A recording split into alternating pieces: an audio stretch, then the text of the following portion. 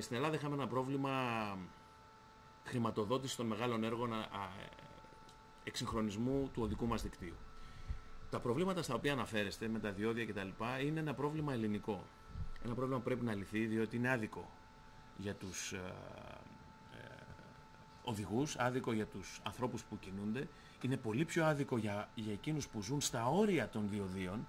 Ήμουνα προχθές στον Οροπό και οι άνθρωποι στον Οροπό για να πάνε στις δουλειές τους μπρος και πίσω μέσα στην ίδια μέρα καλούνται να πληρώσουν πολύ ακριβά διόδια.